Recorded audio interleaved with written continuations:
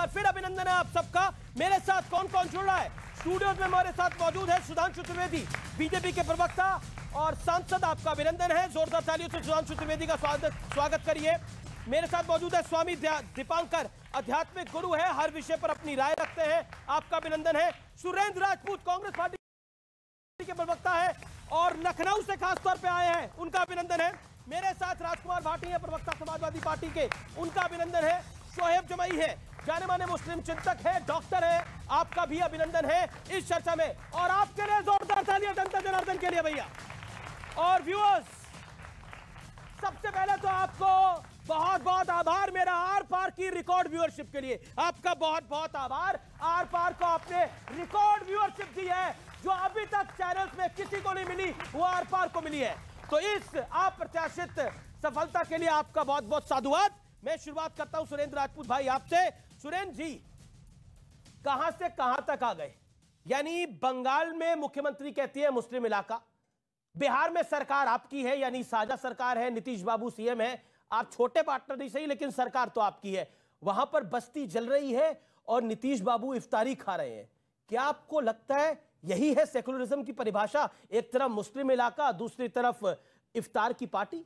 बोलने देंगे, बीच में तो नहीं टोकेंगे। बोलिए, 60 सेकंड आपके हैं सर। बहुत शुक्रिया।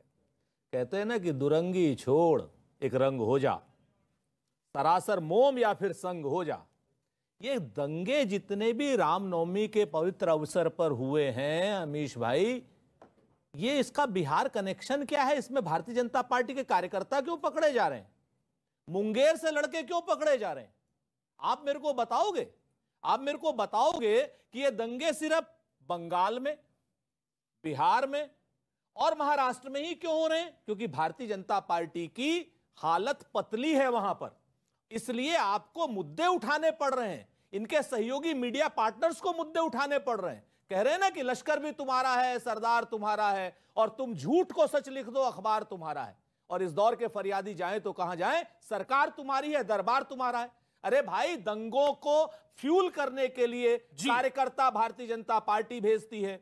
जब वो पकड़े जाते हैं, मनीष साहू जैसे लोग पकड़े जाते हैं, मुंगेर का वो सुमित जैसा लड़का पकड़ा जाता है, वो बाकायदा जाता है, तो दंगे अचानक से शांत भी हो जाते हैं। आप पूछते हैं उनको, सच बात यह है कड़ी कार्रवाई होगी। जहां जहां भाजपा कमजोर है वहीं वहीं दंगा क्यों हो रहा है? लेकिन आपको मनीष सुमित याद है, लेकिन जिन्होंने पेट्रोल बम फेंका, जिन्होंने पत्थर फेंके, उनके नाम नहीं आपने पाए। लेकिन सवा मिनट आप बोले। अब सुधांशु त्रिवेदी की बारी है। सुधांशु त्रिवेदी, हम कहां से कहां तक आ गए? पार्टी के लोग 9 दिसंबर 2006 मैं कोट कर रहा हूं फॉर्मर प्राइम मिनिस्टर को। वो कहते हैं कि खासकर मुस्लिमों का संसाधनों पर पहला दावा होगा। यह डॉक्टर मनमोहन सिंह ने 9 दिसंबर 2006 में बोला था। एक नई योजना को जब वो लेकर आ रहे थे तब उन्होंने इस बात को बोला था। Point number 1। और वहां से हम मुस्लिम इलाके तक आ गए। ये देश सेकुलर है लेकिन इलाके मुस्लिम होने लग गए। सुधांशु त्रिवेदी, ये जो बता रहे हैं ना, दंगे के लिए लश्कर भी तुम्हारा है, सरकार तुम्हारी है, दरबार तुम्हारा है। जिन जगहों पे हो रहे हैं वो असलियत मुंह से निकल गई, क्योंकि दंगाइयों को पता है कि बंगाल में लश्कर किसका है, बंगाल और बिहार में दरबार किसका है, इसलिए उनको अलग कॉन्फिडेंस है। अब मैं एक फैक्ट बोलना चाहता हूं। देखिए, आपने पूछा कहां से कहां तक। स्वतंत्रता का अमृत महोत्सव वर्ष है, जानते हैं हम कहां से कहां तक पहुंचे? आजादी के बाद पहले कहा गया मुस्लिम एजुकेशनल इंस्टीट्यूशंस होंगे, नेहरू जी के जमाने में मदरसे अलग हो गए। इंदिरा जी के जमाने में मुस्लिम पर्सनल लॉ, अब कानून अलग हो गया। उसके बाद मुस्लिम तीर्थ यात्रा को विशेष स्थिति, कोई बात नहीं, हज सब्सिडी हो गई। उसके बाद मुस्लिम प्रॉपर्टी हो गई, वक्फ अलग हो गया। उसके बाद मुस्लिम संसाधन, इनके जमाने तक, मनमोहन सिंह जी के जमाने तक, अब मुस्लिम इलाका हो गया। कहां से कहां तक पहुंचे ये आप समझिए। इसलिए मैं कहना चाहता हूं, इन्होंने क्या किया जी, इन्होंने अपनी वोट बैंक की राजनीति के लिए क्या किया? जो आज इलाके बांटे ना, बांटे आंगन और गलियारे, बांटे गली मोहल्ले सारे, बांटे मंदिर और गुरुद्वारे। तुमने शिक्षा और व्यवस्था में भी मजहब की मियाद बांट दी। तुमने एक वोट की खातिर देश की हर बुनियाद बांट दी। जी ठीक है, आपने अपनी बात को 1 मिनट 2 सेकंड के अंदर रखा। राजकुमार भाटी, वक्त आपका है। राजकुमार भाटी, तुष्टीकरण की जब बात आती है तो आपके ख्याल में क्या चीज आती है? और क्या आपको लगता है जो बिहार के मुख्यमंत्री नीतीश कुमार कर रहे थे, क्या वो जायज था जब उनका इलाका यानी सासाराम और बिहार शरीफ में इस तरह का घटनाक्रम हो रहा था? क्या इफ्तारी इतनी जरूरी थी मुस्कुराते हुए करना? देखिए, एक तो किसी भी धर्म का हो, मैं किसी एक धर्म के लिए नहीं कह रहा, हिंदू हो, मुस्लिम हो, सिख हो, ईसाई हो, पारसी हो, जैन हो, बौद्ध हो, जो सच्चा धार्मिक होता है उसकी अपने इससे सीधे संबंध होते हैं। उससे किसी शोर शराबे की, किसी दिखावे की, किसी प्रदर्शन की कतई आवश्यकता नहीं होती। जो सच्चा धार्मिक है और जो धर्म का चोला ओढ़कर कुछ और करना चाहते हैं, राजनीति करना चाहते हैं, सरकारें बनाना चाहते हैं, वोट को प्रभावित करना चाहते हैं, दंगे कराना चाहते हैं, वो इस तरह के ड्रामे करते हैं। तो नीतीश ड्रामा कर रहे हैं। हिंदू लोग बड़े शांति प्रिय और बड़े उदार होते हैं और हिंदुओं के जुलूस पहले भी निकलते रहे, मुस्लिमों को भी निकलते रहे, लेकिन हिंदू अपने तरीके से अपने जुलूस निकालते थे। रामचरितमानस या हनुमान चालीसा या सप्तशती के जो पाठ होते थे वो हिंदू अपने मंदिरों में बैठकर, अपने घरों में बैठकर करते थे। अब ये नया दौर शुरू हुआ है भारतीय जनता पार्टी की कृपा से और आरएसएस की कृपा से कि उग्रता के साथ माथे पर पट्टी बांध के, मुट्ठी बांध के, तलवार त्रिशूल लेकर निकलते हैं, उग्र नारे लगाते हैं और जहां जहां मस्जिद दिखाई देती है हिंदू उग्र नारे लगा रहे हैं। मस्जिद क्यों? आपने वीडियो नहीं देखे? आप कह रहे हैं हिंदू उग्र नारे लगा रहे हैं। मैंने शुरुआत जो की, मैंने जो शुरुआत मैं तो आपसे हर धर्म के देखिए, आपने 1 मिनट 15 सेकंड बोला, मैं आपको 15 सेकंड और देता हूं, उसके बाद मैं स्वामी दीपांकर के बाद आऊंगा क्योंकि उग्र हो गए हैं ये लोग। अब पहली बात तो जब सुधांशु जी बोले हम बहुत शांति सुन रहे थे। बिल्कुल अच्छी बात कहेंगे क्योंकि इनकी सरकार है, जिम्मेदारी की ज्यादा बातें इन्हें करनी चाहिए, लेकिन हम बोल रहे हैं तो वो चिल्ला रहे हैं बीच में। 1 मिनट 15 सेकंड बाद बोले हैं कोई भी? नहीं, क्यों बोले हैं? 1 मिनट हो गया आपका। पहले राउंड में 60 सेकंड आपने कहा हिंदू कर रहे हैं, मैं किसी एक धर्म को तो आपने बोला उग्र है। अभी आपने बोला रामनवमी के जुलूसों में जगह जगह वीडियो हैं, पूरे देश में हैं। दूसरा सवाल आप ये करोगे वहीं क्यों हुआ जहां जहां बीजेपी की सरकार नहीं है? नहीं, महाराष्ट्र में भी हुआ, जहां गुजरात में भी हुआ, कार्रवाई हुई, बैठे वहां दंगे कार्रवाई हुई, एक दिन के बाद दंगाई विपक्ष में है वहीं तो करेंगे। ओके, तो ये देश की शांति को भंग करने का षड्यंत्र है। मैं आपका टोटल टाइम काउंट कर रहा हूं, टाइमर मेरे पास चल रहा है, 2 मिनट 9 सेकंड आप बोले। आपका विशेष आभार। जी, इसके बाद डबल टाइम आपने लिया है। उसके बाद स्वामी दीपांकर, एक बात बताइए, सवाल है मेरा ये, और ये राजकुमार भाटी ने जो बात बोली उसी से प्रेरित ये सवाल है, आप मुझे बाइस्ड भी कह सकते हैं इसके लिए। आप लोग उग्र क्यों हो गए हैं? इतने नारे क्यों लगा रहे हैं? इतना गाना बजाना क्यों करना है? रामनवमी के मौके पर, नवरात्रि के मौके पर आराम से निकालिए अपनी यात्राएं, शोर मचाने की क्या जरूरत है? हिंदुस्तान के अंदर हिंदू को आप इतना उग्र होके क्यों घूमना है? घूमे कहीं और। दुनिया के अंदर कितने मुल्क हैं आपके, बताइए देश को। हाथ कंगन को आरसी क्या और पढ़े लिखे को फारसी क्या, बहुत कुछ बताने और कहने की जरूरत नहीं है। जो आपने कहा जरूरी नहीं कि वो आप आज कह रहे हैं। मुझे हैरत इस बात की है कि जब झारखंड के पलामू में तोरण द्वार बना था तब पत्थर कहां से आए थे बताने की जरूरत है क्या किसी को? जब फवाद हाकिम किसी सीनियर पत्रकार को बुलाकर कहते हैं कि ये मिनी पाकिस्तान है और उससे कुछ समय बाद ही झगड़े शुरू होते हैं और इस प्रकार के दंगे शुरू होते हैं, तो किसी को कहने की जरूरत है?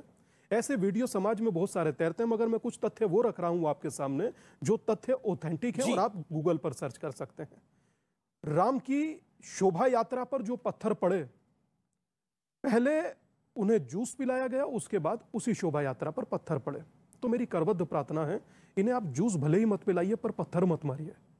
पत्थर से दिल दुखता है यार, खासकर। काट रहा हूं आपको बीच में, ये गलत बात है। नहीं, गलत। मैं सवाल ये है कि आप भाटी जी के उसमें नहीं बोले, नहीं, मैं उनको भी बोला, उनको भी, सुधांशु भाई के उसमें। इस गरीब से क्या दिक्कत है? कोई गरीब ना, ऐसा कुछ नहीं है। बोलिए। नहीं, मेरा सवाल है, आप ही को मैं 30 सेकंड दे रहा हूं, आप ही को 30 सेकंड दे रहा हूं। एक बताइए, आप लोगों को इतना उग्र होने की जरूरत क्यों? दादा, हम लोग उग्र होते तो अमीर खुसरो कहते कि छाप तिलक सब छीनो मुंह से ना मिलाए के। बुल्ले शाह कहते आज खेलूंगी होली रसिया क्या बिस्मिल्लाह। हम लोग कहां उग्र हैं दादा? हम कभी उग्र रहे नहीं हैं। पर मैं एक चुनौती के साथ और बड़ी जिम्मेदारी के साथ आपके माध्यम से देश से और सामने बैठे समाज से पूछना चाहता हूं, 23 में शोभा यात्रा नहीं निकाल पा रहे, 33 में शव यात्रा ले जा पाइएगा? बड़ी जिम्मेदारी के साथ कह रहा हूं, खुद सोचिए। जी, मैं रुक करता हूं आपका। क्या आपको लगता है कि सेकुलरिज्म का चोला पहन के इस देश में कुछ नेता तुष्टीकरण का नाटक कर रहे हैं? मेरा डायरेक्ट बता रहा हूं, प्रशासन ये किसकी सरकार है? बता रहा हूं, हजरते सेकुलर सियासत मुहाफिजे इत्तेहादुल मुसलमीन, प्रशासन ये कहता है, इसलिए तो ढका है। प्रशासन ये कहता है कि भाई यहाँ से जो शोभा यात्रा निकलेगी, मुमकिन है कि इस मस्जिद पर हमला हो सकता है, इसलिए आप पूरे मस्जिद को ढक दीजिए, कहीं दंगाई इसको देखकर उत्तेजित ना हो जाए और उत्तेजनक आपत्तिजनक नारे न लगाएं, इसलिए इसको ढक दिया जाए। और ये मस्जिदें ढक दी गई। ये भारत की तस्वीर है जहाँ पे अल्पसंख्यकों के जो धार्मिक स्थल उसको ढक दिया जाता है क्योंकि शोभा यात्रा निकल रही है। उस जगह सर, तो मेजॉरिटी में है। मैं आपको एक हैदराबाद बात में कहता हूँ, पुराने हैदराबाद में यहाँ कोई नहीं कह रहा है कि यहाँ से कि हिंदू उग्र है, हिंदू हमारे भाई भी हैं। कोई नहीं कह रहा है कि यहाँ से कि हिंदू उग्र है, हिंदू हमारे भाई भी हैं। हमारा तो साथ उठना बैठना और एक प्लेट में खाने जैसा रिश्ता है। लेकिन ये जो कौन उग्र हैं, उग्र उनको डिफ्रेंशिएट कीजिए कि वो जो भारतीय जनता पार्टी, बजरंग दल, वीएचपी का जो कॉकटेल है ना, ये टॉक्सिक कॉकटेल, ये उग्र है। और हम बोलेंगे उग्र है क्योंकि यही उग्र भीड़ नालंदा के यहाँ से मदरसा अजीजिया को जला देती है। सर 4500 कुरान शरीफ जल जाता है, आपको और हमको पीड़ा नहीं होगी? यही उग्र भीड़ नालंदा के एक डिजिटल इंडिया शोरूम को लूट के 5 करोड़ का माल लूट लेती है। और सासाराम में यही उग्र भीड़ बीजेपी नेता के आगे चलते चलते सासाराम में मुसलमानों की बस्तियां जला देती है। आपको यहाँ से ये उग्र भीड़ नहीं दिखाई देती? ये सवाल इसलिए मैं कह रहा हूँ क्योंकि यहाँ पे सुधांशु जी इतिहास की जानकार भी, मैं बात खत्म कर रहा हूँ। ये आज की परंपरा नहीं, बस 30 सेकंड में खत्म कर रहा हूँ। 30 सेकंड बोलिए। ये आज की परंपरा नहीं है, ये परंपरा 100 साल की है। 1923 में बीएस मुंजू और गोलवालकर जी ने एक परंपरा शुरू की थी, उसको कहते हैं डिंडी सत्याग्रह। जानते हैं सुधांशु? डिंडी में क्या होता था कि मस्जिदों के सामने ढोल नगाड़े बजा के अपने वर्चस्व और अपना यहां से आपको दिखाना है शक्ति प्रदर्शन, ये करने की शुरुआत हुई आज 2023 ये बताइए, है। आपकी 100 सारी साल बातों के को बाद आज वही कर डिंडी रहे हैं। परंपरा को निभा रहे हैं।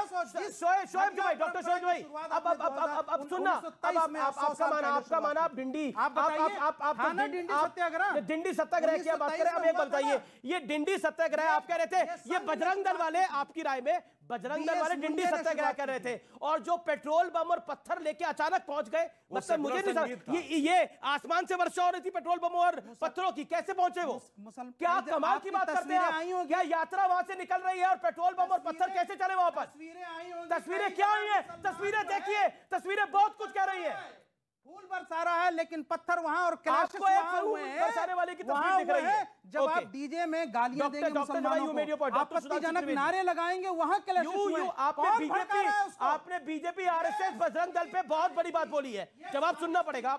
ओके डॉक्टर सुधांशु, इन्होंने कहा, आपकी वीडियो तो एक सेकंड मुंह में हाथ मत डालिए, मैं बहुत कुछ जानता हूँ, इसलिए बस अभी ओके डॉक्टर सुधांशु, मैं इस पॉइंट बाय पॉइंट जवाब देता हूं। बुलाया है। ओके सुधांशु बोलिए। जहां इन्होंने हैदराबाद की बात कही, जहां सेकुलरिज्म के सबसे बड़े झंडा बरदार, फरमा बरदार, परचम हिलाने वाले पड़े हुए हैं, तो दिखाएं कहां सरकार ने कहा कि इसलिए मैंने किया। वहां तो सरकार सेकुलर है ना, तो दिखाएं सरकार का नोटिफिकेशन कि हमने मस्जिद इसलिए ढक दी थी क्योंकि उन्हें डर था कि इसके ऊपर ना हो। अगर हमारी सरकार होती, आप कहते साहब आपने ऐसे ही कर दिया वगैरह वगैरह। दूसरी बात, इन्होंने 1927 की बात कही। इस देश में नफरत का बीजारोपण जानते क्या हुआ है? 1916 लखनऊ कांग्रेस अधिवेशन, जब मुस्लिम लीग ने कहा कि मुसलमानों के लिए सेपरेट कॉन्स्टिट्यूएंसी होगी, पृथक निर्वाचन क्षेत्र, और कांग्रेस ने मान लिया। और उसके बाद आपको पता है इस देश में निर्वाचन क्षेत्रों का नाम क्या था? जैसे आज आप कहते, मैंने 1916 बोला सर, आज से 10 साल पहले, आपने जो बोला उससे 10 साल पहले सर, आपने अपने टर्न पे प्लीज, अब आपको होता है जैसे आज आप कहते हैं सामान्य कॉन्स्टिट्यूएंसी और एससी एसटी कॉन्स्टिट्यूएंसी, ऐसे ही होती ना लोकसभा विधानसभा। उस समय जानते क्या था? Mohammedan constituency and non Mohammedan constituency. जैसे यह देश मुस्लिमों का हो, यानी मुस्लिम निर्वाचन क्षेत्र और गैर मुस्लिम निर्वाचन क्षेत्र। और ये कहते हैं हिंदू बहुत उग्र हो रहा है, इसीलिए 9 राज्यों में अल्पसंख्यक हो गया है। हम तो इतने उदार हैं, पर जरूरत पड़ने पे राजा जन्मेजय की तरह नाग यज्ञ भी कर लेते हैं। हम इतने उदार हैं कि शिशुपाल की तरह 100 गालियां भी खा लेते हैं। पर 100 पूरे होने के बाद, अटल जी की वो कविता याद है ना, हिंदू तन मन हिंदू जीवन, रग रग हिंदू मेरा परिचय, उसकी पहली छंद याद करिएगा। मैं शंकर का आवा क्रोधानल कर सकता जगती छार छार, मैं डमरू की भयंकर ध्वनि नचता जिसमें भीषण संहार, रणचंडी की अतृप्त प्यास, मैं दुर्गा का उन्मत्त हास, मैं यम की प्रलयंकर पुकार, जलते मरघट का धुआंधार, फिर अंतरतम की ज्वाला से जगती में आग लगा दूं मैं। यदि धधक उठे विप्लव लेकर जल थल अंबर जड़ चेतन, तो कैसा विस्मय, हिंदू तन मन हिंदू जीवन, रग रग हिंदू मेरा परिचय। और एक बात और कह दूं, यहां हिंदू मुसलमान की बात नहीं, इस्लाम धर्म का जितना मजाक उड़ाया जाता है इन सेकुलरों के द्वारा, उसकी कोई इंतहा नहीं कह सकते। आप ये बताइए, रोजा अफ्तार कौन करेगा? जो रोजेदार होगा वो रोजा अफ्तार करेगा ना। अच्छा, जो क्या नीतीश कुमार रोजा रखते हैं क्या? मतलब ना बुलाने वाला रोजेदार, और 10 में से 9 नेता जो आते हैं वो गैर मुस्लिम है, ना आने वाला रोजादार, खामखा का रोजा अफ्तार। जैसे आप व्रत रखते हैं, तो जब व्रत रखेंगे तो व्रत का उद्यापन करेंगे ना जी। अच्छा, मैंने व्रत रखा नहीं और मैं देवी जी को मानता भी नहीं, मगर देवी जी के व्रत का उद्यापन कर रहा हूं। ठीक है, ठीक ये है। इस्लाम का मजाक उड़ाना है कि नहीं? कि इस्लाम को मैं मानता नहीं, जी, जी, रोजेदार मैं हूं नहीं, मगर रोजा दीजिए। अफ्तार कर रहा हूं। 30 सेकंड में ठीक है, 30 सेकंड आपको दिए। देन सुरेंद्र राजपूत। एक लाइन में कह नहीं, नहीं, सुधांशु जी, मेरा निवेदन पूरा कर दूं हुआ। एक लाइन। सर भूल जाते हैं अपने वो नारे, महंगाई और बेरोजगार जैसे दिख जाता है रोजा अफ्तार। अच्छा ठीक है। अच्छा डॉक्टर जवाई 30 सेकंड। देन सुरेंद्र राजपूत जी। त्रिवेदी बड़े ज्ञानी व्यक्ति हैं। इनके हिसाब से जो मुसलमान दिवाली नहीं मनाता उसको अपने हिंदू भाइयों के घर नहीं जाना चाहिए। जो पूजा नहीं करनी चाहिए उसे। जो नहीं, आप कहते हैं शामिल नहीं होना चाहिए। जी आप नहीं, क्यों आपको डरने की बात है? हम तो सवाल पूछ रहे अरे वहां से सबसे पूछ रहे थे, हमारे पास यहाँ आ गए। नहीं, मेरा तो क्योंकि आपको ये लोग बोलना कम दे रहे थे इसलिए मुझे आना पड़ा। लेकिन देखिए, हम तो सबके साथ मैच आपने फिक्स करा रखा था। चलिए, आपकी यही आपका मुगालबा है। आपको लगता है कि सारे मैच फिक्स होते हैं। ये राहुल गांधी जी वाला मैच भी फिक्स है क्या? ये तो आप नहीं, मैं इनके साथ फिक्स कर रखा है क्या? हो तो जाता, लेकिन राहुल गांधी है वो। जी, राहुल गांधी है वो, नहीं फिक्स है। चलिए, मैं इसको ज्यादा नहीं कुरेदूंगा, लेकिन मेरा सवाल आपसे बहुत सरल है। क्या आपको लगता है कि ये जो पूरा तुष्टीकरण का बीज है, इसके पीछे इसकी जननी कांग्रेस पार्टी है, जैसा बीजेपी बार बार आरोप लगाती है?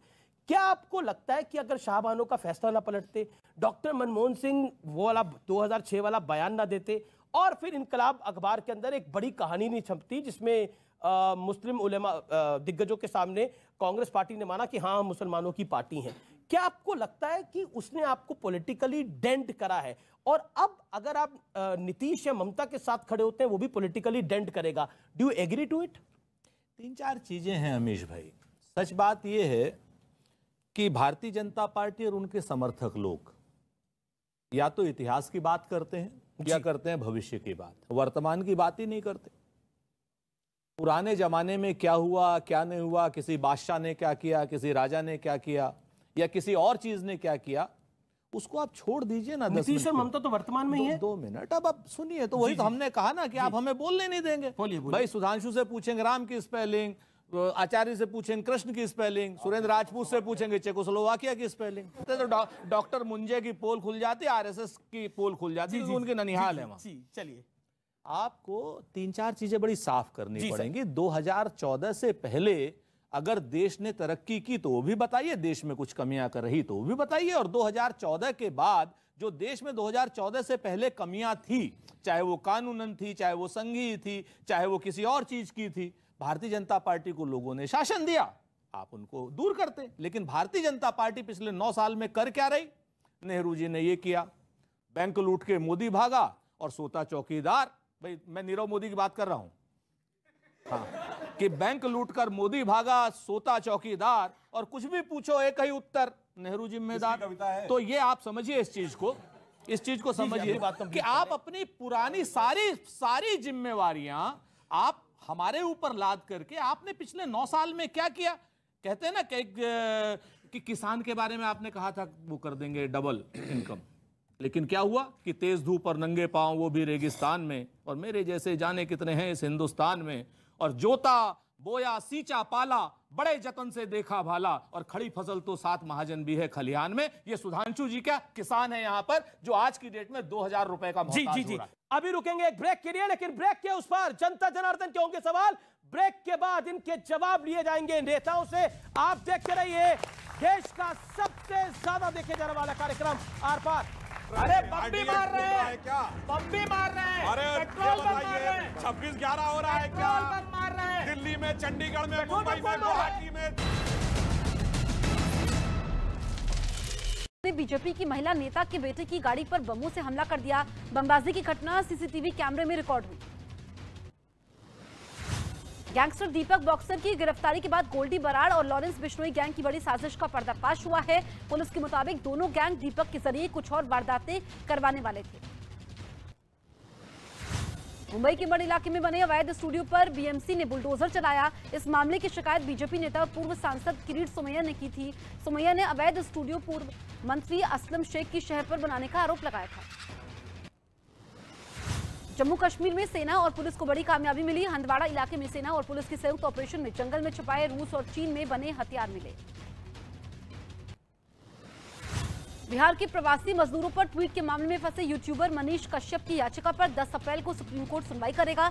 तमिलनाडु सरकार ने मनीष के खिलाफ एनएसए की कार्रवाई की है।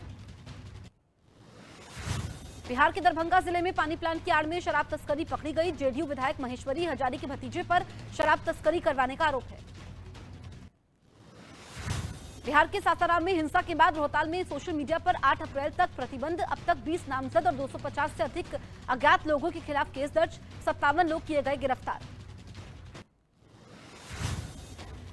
अपने गाने का नए वर्जन से नेहा राठौर ने नीतीश और तेजस्वी पर कसा तंज। गाने में लिखा, हिंसा के सुगबुगाहट बा, जंगलराज के आहट बा। भारत ने कनाडा के सामने स्वामी नारायण मंदिर पर खालिस्तानी हमले का उठाया मुद्दा। दोषियों के खिलाफ की कार्रवाई की मांग। उत्तराखंड के देहरादून में रसोई गैस सिलेंडर फटने की वजह 4 मंजिला मकान में भीषण आग लग गई। आग की चपेट में आने से 4 मासूम बच्चों की जिंदा जलकर मौत हो गई। गुरुग्राम में दिल्ली जयपुर हाईवे पर कर्मचारियों से भरी बस में अचानक से आग लगी। आग लगने के कारणों का पता नहीं चला। मध्य प्रदेश के रीवा जिले में संजय गांधी अस्पताल की लिफ्ट अचानक बंद होने से हड़कंप मच गया। लिफ्ट के अंदर एक मरीज समेत 11 लोग फंस गए। लखनऊ में कार में स्टंट कर रहे एक लड़के का वीडियो वायरल हुआ, जिसके बाद ट्रैफिक पुलिस ने सख्त एक्शन लिया और कार में स्टंटबाजी कर रहे लड़के का 26,000 रुपए का चालान काटा। मध्य प्रदेश के मुरैना पुलिस ने अगवा किए गए एक सिपाही को बदमाशों के चंगुल से छुड़ाया। झगड़े की सूचना पर पहुंचे सिपाही का बदमाशों ने अपहरण कर लिया था। पंजाब के लुधियाना में ट्रॉली और बस में टक्कर में 15 लोग जख्मी हो गए। रेत से भरी ट्रॉली रॉन्ग साइड से आ रही थी, जिसकी वजह से हादसा हुआ। मुंबई के दहीसर इलाके में एक ट्रक ने स्कूल जा रही बच्ची को कुचल दिया, जिससे घटनास्थल पर ही बच्चे की मौत हो गई। आरएसएस का राष्ट्रीय सेवा संगम आज से जयपुर के डामडोली में मोहन भागवत ने सेवा संगम कार्यक्रम का उद्घाटन किया। 3 दिनों तक चलेगा कार्यक्रम। मुरैना में मध्य प्रदेश के सीएम शिवराज सिंह चौहान का अलग ही अंदाज देखने को मिला। लाडली बहन सम्मेलन में शामिल होने पहुंचे सीएम शिवराज सिंह ने मंच पर गीत गाया।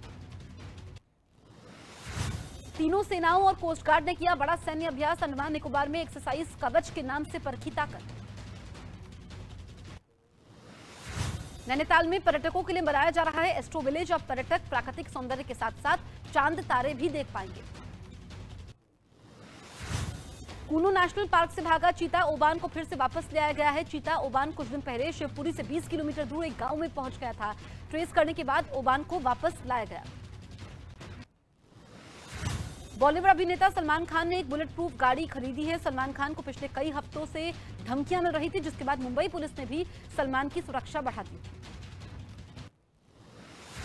बेटी मालती के साथ सिद्धिविनायक दर्शन करने पहुंची प्रियंका चोपड़ा। प्रियंका इन दिनों मुंबई में अपनी सीरीज सिटाडेल के प्रमोशन में जुटी हुई है।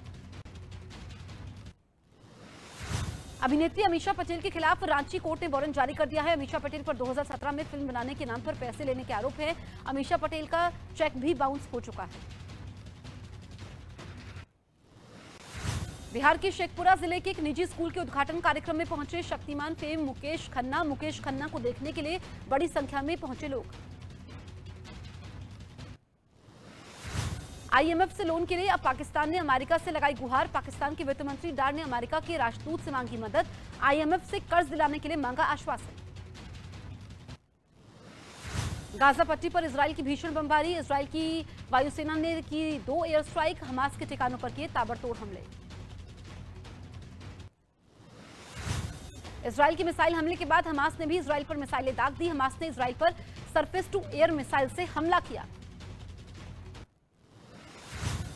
हमास के ठिकानों पर हमले का वीडियो इजराइल सेना ने किया जारी। वीडियो में हमास के ठिकानों पर होते दिखे धमाके। इजराइल के पीएम बेंजामिन नेतन्याहू ने हमास के रॉकेट हमलों के बाद सुरक्षा परिषद की अहम बैठक की, जिसके बाद उन्होंने हमलावरों को भारी कीमत चुकाने की धमकी भी दी।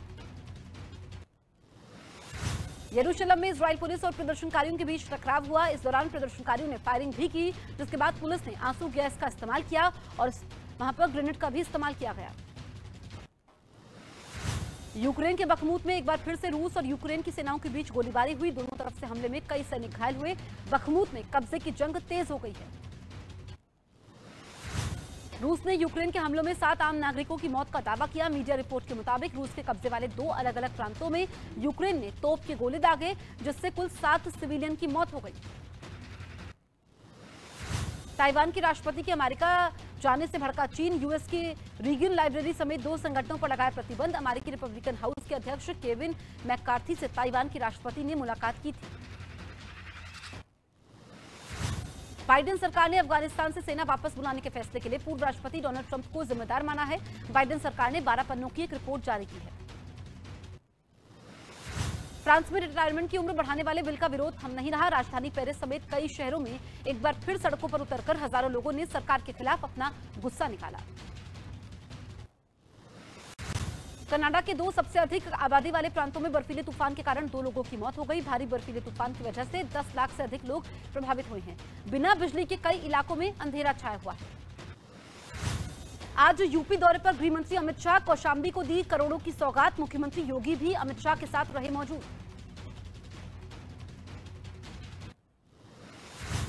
मोदी सरकार का जनता को गिफ्ट, पीएनजी और सीएनजी के दाम तय करने के फॉर्मूले में बदलाव की घोषणा। करीब 6 रुपए तक सस्ती हो सकती है सीएनजी और पीएनजी।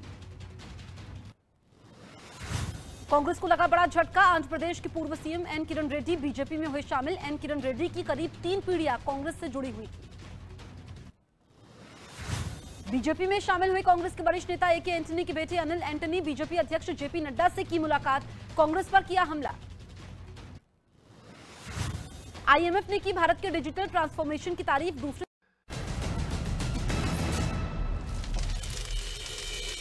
वेलकम बैक व्यूअर्स, स्वागत है आपका एक बार फिर देश की सबसे बड़ी बहस में, यानी आर पार में प्राइम टाइम का सुपर हिट शो। आपने बोला कि आप दूर आप कहते हैं पूर्व की बात होती है, प्रेजेंट की बात नहीं होती। ममता बनर्जी तो प्रेजेंट है। आप मानते हैं इस देश में मुस्लिम इलाके हैं? इस देश हाँ या ना? हाँ बिल्कुल। 2 चीजें बड़ी साफ हैं। सुनिए जी, जहां पर कुछ मोहल्ले ऐसे हैं जहां पर मुस्लिम आबादी ज्यादा रहती है, कुछ मोहल्ले ऐसे हैं जहां सिख आबादी ज्यादा रहती है, कुछ मोहल्ले ऐसे हैं जहां हिंदू आबादी ज्यादा रहती है। इसमें तो कोई लेकिन इलाके मुसलमान ही होते हैं। इलाके मुस्लिम में कई होते हैं। फिर से आपने कहीं सुना हिंदू इलाका, सिख इलाका, ईसाई इलाका? बिल्कुल सुना है। जैन इलाका? बिल्कुल सुना है। अगर आप आना चाहें तो मैं आपको आइए लखनऊ में दिखा देता हूं। सुधांशु जी का लखनऊ है। फरहाद हाकिम की तरह कोई नहीं कहता देखो मिनी पाकिस्तान। नहीं, मुझे कोई जानकारी दे दे किसी जैन इलाके में या किसी सिख इलाके में अगर ऐसा कोई होता है तो कोई इस तरह की घटना हुई हो तो जानकारी दे। जी जी जी। पूरे जहां जहां दंगे हो रहे हैं वहां भारतीय जनता पार्टी के ही कार्यकर्ता क्यों पकड़े जा रहे हैं? पत्थर मारते हुए, पेट्रोल बम मारते हुए, पिस्तौल चलाते हुए, तलवार चलाते हुए। ये भाजपा के ही नेता, वो ये हिंदू नहीं है, हिंदू सहिष्णु है, ये हिंदू नहीं है, दीपांकर नहीं है, ये भारतीय जनता पार्टी के कार्यकर्ता जो पकड़े जा रहे हैं, ये बताइए ना। और ये हिंदू मुसलमान क्यों कर रहे हैं? ओके जवाब। बम तो नहीं फूट रहा है। अरे बम भी मार रहे हैं क्या? बम भी मार रहे हैं। अरे पेट्रोल बम मार रहे हैं। 26/11 हो रहा है क्या? पेट्रोल बम मार रहे हैं। दिल्ली में, चंडीगढ़ में, मुंबई में, गुवाहाटी में, चेन्नई में, बेंगलोर में, गया में, पटना में, लखनऊ में, फैजाबाद में बम फूट रहे हैं क्या? डकैतों को वो चले गए। डकैती बंद हो जाती है। अब डर लग रहा है, नहीं लग रहा है कि डकैतों को डर नहीं लगता तो अब डर। डकैतों को राजा बना दो, डकैती बंद हो जाती है। अच्छा, आप कहीं ट्रेन में लिखा होता छूना नहीं बम विस्फोट हो जाएगा? कहा हमने आपसे। अब प्लेटफॉर्म पे लिखा रहता छूना नहीं विस्फोट हो जाएगा। हाकिम बना दो, डकैती बंद हो जाती है। क्या कह रहे हैं आप? और वो हाँ बिल्कुल, डकैतों को हाकिम बना दो, डकैती बंद हो जाती है। क्या कह रहे हैं कि देश में टेररिस्ट एक्टिविटी बीजेपी करवा रही थी? नहीं कहता। नहीं आपने बोला, ये तो बहुत अच्छी बात कर रहे हैं। और क्या बोला? नहीं एक सेकंड, इसमें रिएक्शन जरूरी है। नहीं देश के अंदर हम सबको पता है 2014 से पहले एक दौर था जिसके अंदर हमने टेररिस्ट एक्टिविटी देखते थे और हर जगह हमने कनॉट प्लेस में मैंने अपने सामने बम फूटते हुए देखे हुए हैं, उसकी रिपोर्टिंग करी हुई है। ट्रेन स्टेशन पे होता था। अभी आपने बोला कि क्योंकि इनके पास शासन है, अब इसलिए ये सब कुछ नहीं हो रहा। पाकिस्तान द्वारा प्रायोजित आतंकवाद है ये, हम सब जानते हैं, जिसको कांग्रेस ने भी झेला, जिसको बीजेपी के शासन ने भी झेला। सुनिए, मैं इसमें मुद्दा नहीं बनाना चाहता, सिर्फ इतना बताना चाहता हूं कि कांग्रेस की सरकार के अनुसार ये सारे के सारे जो घटनाक्रम थे ये सभी के सभी ज्यादातर क्या 99%, एक आध उन्होंने फर्जी करने की कोशिश की थी, 99% उनका कहना है 26/11 हाफिज सईद ने कराया था, ये मनमोहन सिंह सरकार कहना है। मगर सुनिए क्या हुआ, अरे सुनिए भाई, हाफिज सईद से मिलने के लिए नरेंद्र मोदी ने वेद प्रताप वैदिक को भेजा। वेद प्रताप वैदिक कांग्रेस के मित्र थे। बिल्कुल, अब अरे आपके अब मित्र दूसरा थे, बता आपके रहा हूं। नूरे अरे भाई नजर थे। सुनिए, अब वो ये सुनिए, एक लाइन बोलूं ना। उसी हाफिज सईद को भेजा आपने सर। मैं मान रहा हूं जी, सर, जी, वो दबंग फिल्म का डायलॉग था ना, भैया जी भावनाओं में बह के कुछ ज्यादा बोल रहे हैं, इसलिए मैं उसको मुद्दा नहीं बना रहा हूं। मैं शोएब भाई का सम्मान करता हूं, आप मुस्लिम हैं, आपको रमजान बहुत मुबारक, बिल्कुल कोई किसी प्रकार का गिला शिकवा नहीं, मगर जब पत्थर गिरता है तो तकलीफ होता है, चाहे कहीं से भी गिरे।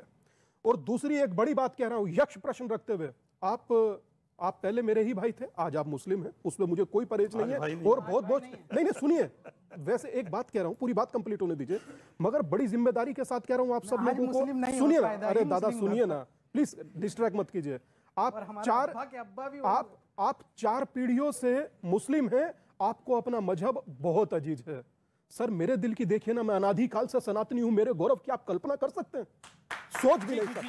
ठीक है, राजकुमार भाटी को आने दीजिए इस चर्चा के अंदर। राजकुमार भाटी, आप ही के लोग नारा लगाते थे, अभी भी स्वामी प्रसाद मौर्य ने दोबारा नारा लगा दिया, मिले मुलायम काशी राम, हवा में उड़ गए जय श्री राम। आप श्री राम को हवा में उड़ा रहे थे, लेकिन देखिए विधि का विधान ऐसा था कि 2017 आते आते सब हवा में उड़ गए और रामलला विराजमान हो गए। आप रामलला को हवा में उड़ा रहे थे और अभी भी उड़ा रहे हैं आपके नेता। बता देता हूं, ये अभी ना लगा है कि मुले दोबारा मिलेंगे मुलायम काशी राम, फिर हवा में उड़ेंगे जय श्री राम। ये 2024 के लिए समाजवादी पार्टी के महासचिव का नारा है, स्वामी प्रसाद मौर्य का। कृपया बोलना था। पहली बात तो स्वामी प्रसाद मौर्य ने ये नारा कतई नहीं लगाया जो आप कह रहे हो, फिर मिलेंगे फिर उड़ेंगे। उन्होंने कहा जब उस समय 1993 में जब मिलके चुनाव लड़े थे तो ये नारा लगा था, केवल उन्होंने ये बताया। हवा में किसको उड़ाया था बताइए? मैं बता हवा में किसको उड़ाया था बताइए? मैं बता रहा हूं, लेकिन जो स्वर्गीय मुलायम सिंह और स्वर्गीय काशी राम जी को तो मिला दिया, कृपया वो तो ऊपर भी मिल रहे होंगे, लेकिन एक सेकंड, हवा में किसको उड़ाया था बताइए? कृपया हवा में उड़ाने की प्रभु राम को क्या आवश्यकता थी? कृपया मुझे थोड़ा समय देखिए, आज के युग में मीडिया की बहुत बड़ी भूमिका है। मीडिया लोगों को अच्छी खबरें भी दे सकता है, अच्छी विचार भी दे सकता है, और मीडिया लोगों को लड़ा भी सकता है अगर चाहे तो। जी, इन डिबेट्स में होना यह चाहिए, जैसे मैंने शुरुआत की थी, जिन्होंने पत्थर बरसाए रामनवमी के जुलूस पे, उनकी भी निंदा की जानी चाहिए, वो गलत है। लेकिन आपने तो उग्र हिंदू को ही बोल दिया। नहीं मैंने नहीं। अच्छा नहीं, पर मेरा गलत सवाल बना दो, मैंने हवा में किसको उड़ाया स्वामी प्रसाद मौर्य ने? केवल मैं यही तो कह रहा हूं। क्यों? मैं तो आप केंद्रित 35वें मिनट पे इस विषय पर आ रहा हूं तो इंपॉर्टेंट है। मैं जवाब किसको उड़ाया स्वामी प्रसाद मौर्य ने? दूंगा। पहले वो रामचरितमानस की प्रतियां जलवा रहे थे, अब वो प्रभु राम को हवा में उड़ा रहे हैं, क्यों? समाजवादी पार्टी उनको बाहर क्यों नहीं करती ऐसे व्यक्ति को जो प्रभु राम को हवा में उड़ा रहा है? बोलिए। मैं जवाब दूंगा, लेकिन पहले मेरी बात तो पूरी हो जाए। पिछले 2.5 मिनट से आप बोल रहे हैं। आप केवल पूरी डिबेट को फोकस वहां कर देते हैं जहां से बीजेपी को लाभ होता हो। कमाल की बात है। आपको हमें अपने मन की बात कहने नहीं लग रहा है आपका नेता बीजेपी को लाभ पहुंचा रहा है और दोषारोपण आप मुझे कर रहे हैं।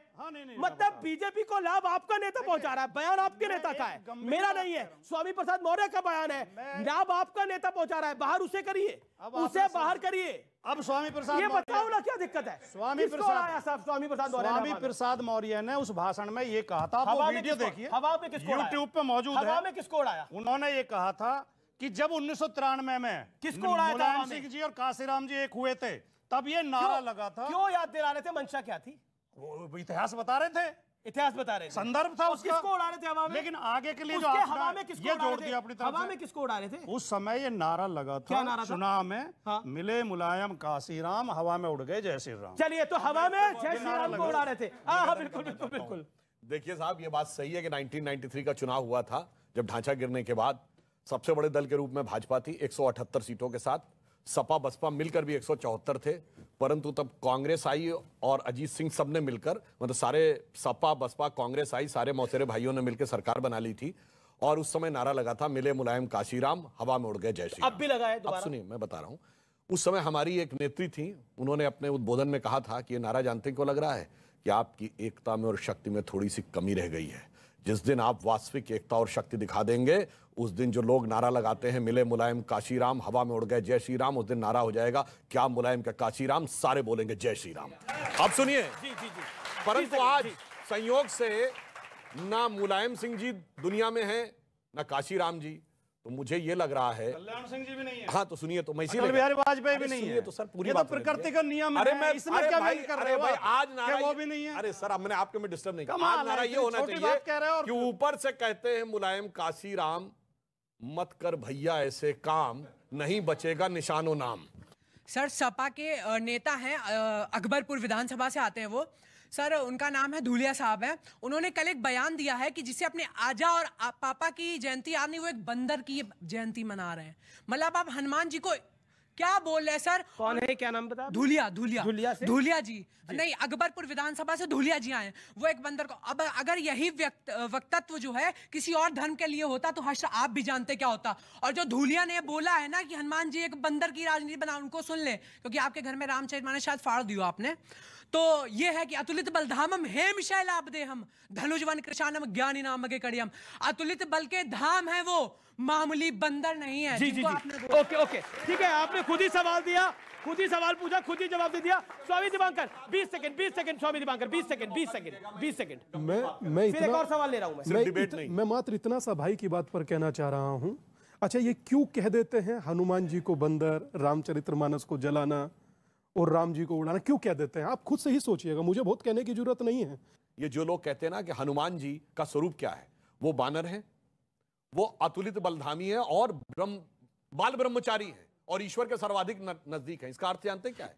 देखिए, वो हमारे मन की उस अवस्था के प्रतीक है। जैसे आप बंदर को देखिए, बहुत चंचल जीव है, एक क्षण के लिए शांत नहीं रहेगा, कभी यूं कभी यूं। आप ध्यान एकाग्र करने का प्रयास करिए, आपका मन कभी चित्त एक क्षण के लिए एक चीज पर नहीं रुकेगा। यदि आप अपने मन को उस सीमा तक जाकर नियंत्रित कर लें, बानर बाल ब्रह्मचारी सबसे ज्यादा आवेग से भागता है काम वासना पे, यदि उस सीमा तक नियंत्रित कर लेंगे तो क्या मिलेगा? अतुलित बल और ईश्वर के सर्वाधिक निकट। अब ये समझने लायक बुद्धि जिन लोगों के नहीं है, वो लोग आके इधर उधर बोलते हैं। बड़ी तो किसको बंदर कहना चाहिए, आप खुद समझ लीजिए। आपका सवाल। हर जगह पर सिर्फ दंगे ही दंगे हो रहे हैं। कोई रामनवमी पे कर रहा है, कोई रोज़ेदारे बोल रहे हैं, बट ये नहीं समझ रहे कि हिंदुस्तान एक है। मुस्लिम और हिंदू या फिर कोई भी जाति हो, कोई भी, हर कोई एक है। सबको एक साथ मिलना चाहिए। एक दूसरे के विरोध इतना करना जरूरी थोड़ी। बहुत अच्छा सवाल है, बहुत अच्छा सवाल है। इस सवाल के लिए ताली, इस सवाल के लिए ताली। सर मेरा सवाल कांग्रेस के प्रवक्ता से और स्वयं सर आपसे है। सर मैं बिहार के औरंगाबाद जिले से आता हूँ, मेरे जस्ट बगल में रोहतास जिला है। और आपने जैसे सासाराम में जो दंगे हुए उनका जिक्र किया, तो मैं आपको बता दूं कि औरंगाबाद में भी साल 2017 में एक ऐसा ही दंगा हुआ था, जहां पर रामनवमी का जुलूस निकल रहा था और बहुत सुनियोजित तरीके से छत के ऊपर से पत्थर चलाए गए थे। और सासाराम में भी आप जहां का बात कर रहे हैं, वहां भी लगभग कुछ ऐसा ही सीन है। और दूसरी बात सर, मैं आपसे सवाल करना चाहता हूँ कि बिहार में आपकी सरकार है, मिलीजुली सरकार है आपकी महागठबंधन की, वहाँ पे बिहार पुलिस आज मिला के कुल 16वीं बार पीटी है पिछले 6 महीने में।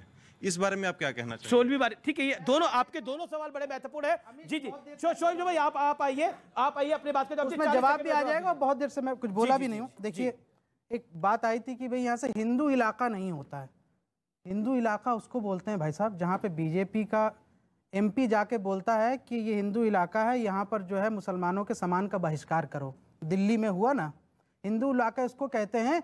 जहाँ पर यहाँ से आप जाकर के सब्जी ठेले वाले को कहते हैं कि तू मुसलमान है, आधार कार्ड दिखा, यहाँ कैसे आ गया, हिंदू इलाके में सब्जी कैसे बेच रहा है, उसको हिंदू इलाका कहते हैं। हिंदू इलाका उसको कहते हैं जहाँ नवरात्रि में बीजेपी का नेता जा जाके कहता है मुसलमानों की दुकान बंद करो, ये चिकन और मटन की, क्योंकि नवरात्रि है, तुम यहाँ पर अपना कारोबार नहीं, उसको हिंदू इलाका कहते हैं। और तुष्टीकरण उसको कहते हैं भाई साहब कि मुरादाबाद में मुसलमान अपने निजी आवास पर जब यहाँ से तरावी पढ़ रहा था, तो मुरादाबाद की पुलिस ने उसको नोटिस भेज दिया, क्योंकि उस इलाके में बाकी सब बहुसंख्यक समाज के लोग रहते हैं और उनकी शिकायत पर। किसी ने बोला हिंदू इलाका? किसी ने बोला हिंदू इलाका? देख लीजिए जाकर के। क्या योगी आदित्यनाथ ने बोला कि ये कोई हिंदू इलाका है? क्या नहीं क्या कर्नाटक के मुख्यमंत्री बोमई ने बोला हिंदू इलाका है? क्या गुजरात के मुख्यमंत्री ने बोला ये हिंदू इलाका है? क्या मध्य प्रदेश के शिवराज सिंह चौहान ने बोला ये हिंदू इलाका है? किसी मुख्यमंत्री ने बोला ये हिंदू इलाका है? एक मुख्यमंत्री कह रही है मुसलमान इलाका है। आपने बोला था ना बोलो, अब मैं बोलता हूं, इस देश के अंदर दूसरा मुख्यमंत्री बताइए, कोई दूसरा मुख्यमंत्री। आपने बोला ना रुकना पड़ेगा। आपने मुंह में हाथ डाला, आपने मुंह में। अब व्यूअर्स एक सेकंड, आपने एक बड़ा स्कैथिंग कमेंट करा कि देखिए हिंदू इलाका होता है, मुझे कोई दूसरा। एक second, you made your point sir provide. I gave you courtesy, you made your point. Now give that courtesy to others also. No, audio's down. 1 second. No, I am not defending. I am defending my motherland, which is Mother India. I am defending, मैं भारती को defend कर रहा हूं और मैं आता हूं अब. I am defending my motherland.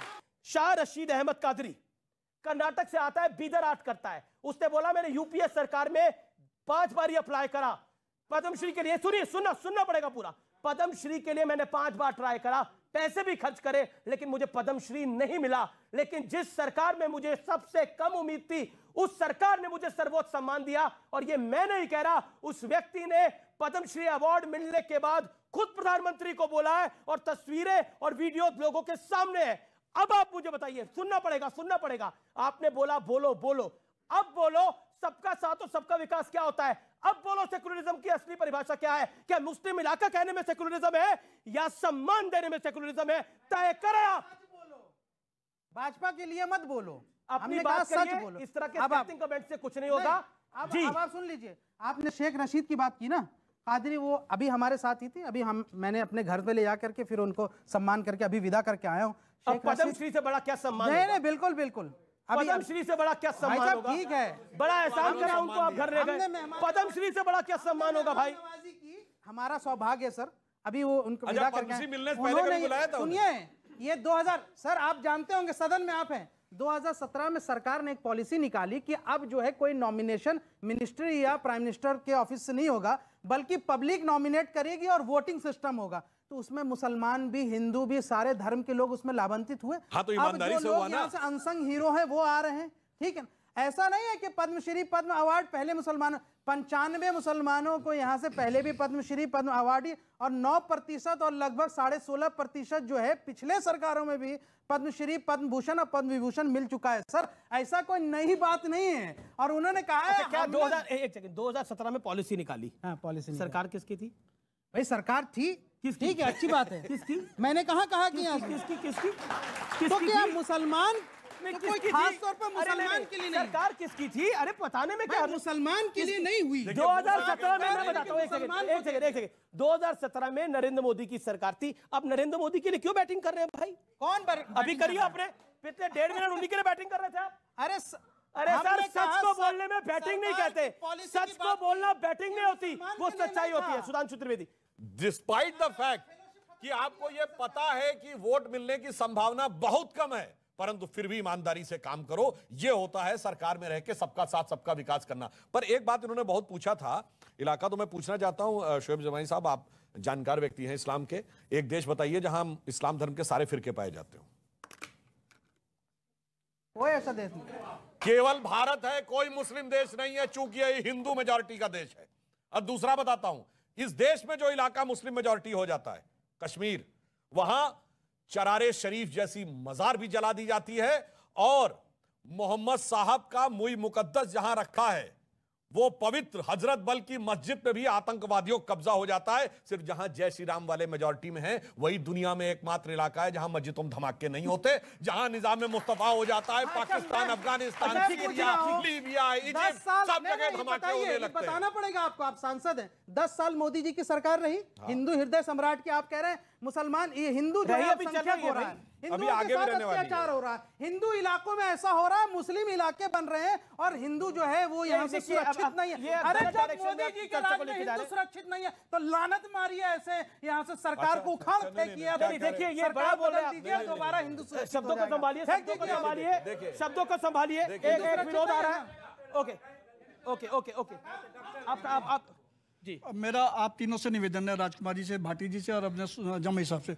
जब किसी भी भाजपा शासित राज्य में जब दंगे होते हैं तो आप लोग कोहराम मचा देते हैं, लेकिन जब गैर भाजपा शासित में राज्यों में दंगे होते हैं आप आराम फरमाते हैं. जी. सुरेंद्र राजपूत, एक वाजिब सवाल आया कि जब बीजेपी शासित राज्यों में कोई दिक्कत होती है, अगर यूपी में दिक्कत होगी, क्योंकि आप खुद लखनऊ से आते हैं, तो योगी आदित्यनाथ जिम्मेदार है. अगर बिहार में दिक्कत हुई है और अगर बंगाल में दिक्कत हुई है, तो क्यों नहीं वहां के सूबे के मुख्यमंत्री जिम्मेदार होते? नीतीश कुमार तो मतलब आप देखिए किस तरह से नीतीश कुमार एक इफ्तार में गए हुए थे और he was celebrating they. Do you think that this is right? देखिए, दंगा जहां पर भी हो उस सरकार की लानत मलामत होनी चाहिए, चाहे वो किसी भी देश की सरकार हो, किसी राज्य की सरकार हो. नंबर 1.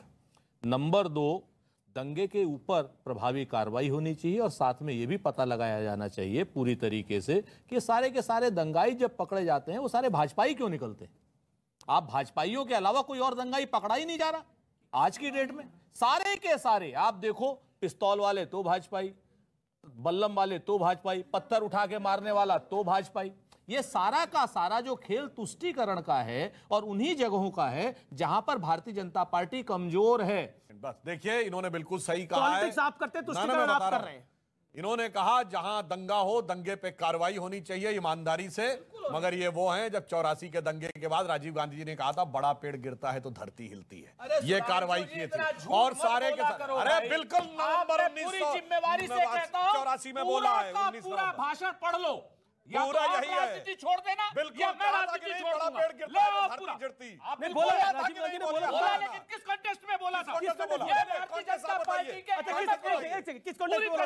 राजीव गांधी ने जब सिखों का नरसंहार हो रहा था, हमारे सिख भाइयों का नरसंहार हो रहा था, तब ये किस कंटेस्ट में बोला गया था जब बड़ा पेड़ गिरता है तो धरती हिलती है? बिल्कुल कहा। क्यों कहा? उन्होंने कहा था एक भाषण, जब दंगे शांत हो गए थे उसके 20 दिन बाद का भाषण था। तो क्या मतलब था इसका? पहले हाँ बताइए ना। हमेशा एक बात, अगर भैया, आपको भाजपा की बैटिंग नहीं बेको किसी की बैटिंग नहीं करनी। हाँ जी, उसके बाद एक क्या नाम सेमिनार में बोल रहे थे, सेमिनार में नहीं पब्लिक में था भाई, जी, वोट एक क्लब की भाषण रैली में था, था। पूरी तरीके सुन लीजिए पब्लिक, वीडियो फुटेज अवेलेबल है, वीडियो बचने का फुटेज स्कोप नहीं है। एक सेकंड, लेट हिम कंप्लीट। और या तो आप राजनीति छोड़ दीजिए, नहीं, फिर- हाँ, बोलिए। या मैं छोड़ दूंगा। जी, अगर वो बोलिए। दंगे के नहीं, हम चाहते हैं दोनों रहे, कोई ना इतना छोड़े। झूठ भाजपा बोलती है कि उन्होंने कहा था उन्होंने किस संदर्भ में उन्होंने कहा था कि देखिए दंगे हुए, पहले के सेंटेंस बोल एक बड़ा वो मरा, कौन मरा? क्या नाम, बड़ा वो मरा। क्या मुंह से इंदिरा गांधी का इंतकाल हुआ था। कहा ना, सुधांशु जी अब मूल रूप से राजपाल यादव के रोल में आ गए हैं। ये अब मतलब बड़ा वो मरा बोल आप रहे हैं, हमसे कह रहे हैं उन्होंने राजपाल। कहा इंदिरा जी मरी, इंदिरा जी की शहादत हुई, उसके बाद दंगे हुए, हमने दंगे शांत किए, बहुत जल्दी शांत कर लिए। कभी कभी जब बड़ा पेड़ गिरता है तो धरती हिलती है, तो इसका क्या मतलब? उन्होंने कहा। और लेकिन 2 दिन के अंदर दंगे शांत कर लिए। 2 दिन पूरा भाषण पढ़िए जी, और वो सेमिनार नहीं था, वोट क्लब की और रैली थी। अमीश देवगन, जी अब एक चीज है, आप लोग भारतीय जनता पार्टी की तरफ रह करके इस तरीके के पब्लिक फैक्ट्स को डिस्टॉर्ट मत किया कीजिए। जनता जवाब लेगी, वोट क्लब में बोला, जनता जागेगी, उस दिन जनता सबसे जागी जवाब हुई है। लेगी। नहीं, जनता जागी हुई है। जिस दिन ये जनता आप तो- जागेगी, अरे भाई सो रहे हो क्या आप जवाब लोग? लेगी। अगर सो रहे हो, अगर जाग रहे हो तो हाथ खड़ा करो। ओके, जाग रहे हैं भाई, जाग रहे हैं। भारत माता की जय, जाग रहे हैं भाई। ओके, भारत माता की जय, जाग रहे हैं। लेकिन सुधांशु त्रिवेदी, अब let Sudhanshu come in, let Sudhanshu. Okay that, ये जितना भी बोल रहे ना, इनकी बात तो भरोसा करिए ना मेरी पे। जाइए, अब आज की डेट में वो वीडियो फुटेज अवेलेबल है। आगे का सेंटेंस क्या था, पीछे का सेंटेंस क्या था? अरे जनाब, कितना छुपाने, अरे लाख छुपाओ छुप न सकेगा, राज हो कितना गहरा, दिल की बात बता देता है असली नकली चेहरा। अच्छा ठीक है, किस कॉन्टेक्स्ट में था? किस कॉन्टेक्स्ट में था? अरे धरती हिली थी तो क्या हिली थी भाई? 5,000 लोग मर गए थे। और सुनिए मजेदार बात क्या है, और सारे के सारे संघ के लोग थे जिन लोगों ने सिखों का क्या नाम, अच्छा ठीक है, ओके 48 लोगों पर, अब ये एक नया रहस्योद्घाटन 48 लोगों पर मुकदमा, गजब है भाई। 48 संघियों पर मुकदमा है आज भी चल रहा है। ये गलत डायरेक्शन में हो रहा है। ओके, चलिए अभी आओ बताते सुनिए। वहां 2 ढंग से लोगों की मृत्यु हुई थी, एक दंगाइयों के द्वारा, एक पुलिस की गोलियों के द्वारा। दोनों में सिर्फ सिख मरे थे। ये पुलिस की गोलियों से भी सब संगी मार रहे थे। मैंने कहा ना, बोलो, पुलिस की गोली से भी संगी मार रहे थे। संगी 48 पे मुकदमा। इसे ये संगी जो हैं जहां चाहते हैं संघ से वहां बड़ी दंगे में सपोर्ट करते हैं। संघ से बड़ी दिक्कत है, बहुत दिक्कत है। भैया जी कुछ ज्यादा ही बह रहे हैं भावना में, हम क्या बताएं। पुलिस की गोली में भी संगी दिखाई पड़ रहा है। ना, अब नहीं, इतना देखिए, बोल दिया, बिंदु हो जाए तो उसके लिए कोई क्या करे। जो सिखों और सीरियस सिखों के साथ हुआ वो अन्याय हुआ देखिए, हम था। आपको बात बताएं, जानते क्यों दंगे नहीं होते आज की डेट में? अगर टेक्नोलॉजी का यूज किया जाए तो हमारे राज्यों में क्यों नहीं होते? ऊपर ड्रोन चलता है। क्यों? वो देखता किस घर में पत्थर है। क्योंकि मैंने माना गुस्से में आदमी कुछ बोल देगा, मान लीजिए हाथ में डंडा भी लिए चला देगा, ये पत्थर कहां से आते हैं छतों पे रखे हुए?